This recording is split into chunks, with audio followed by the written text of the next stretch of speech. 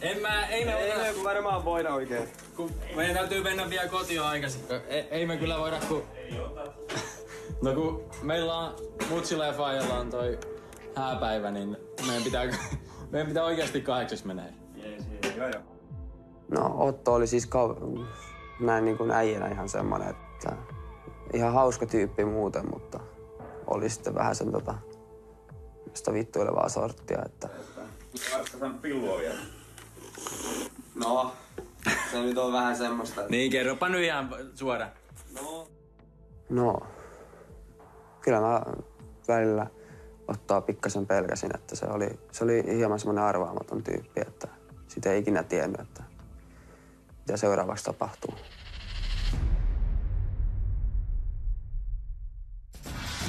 Hei jäät, pysähdy nyt! Pudota se maila! Pudota se maila! Pysähdy nyt! No meillä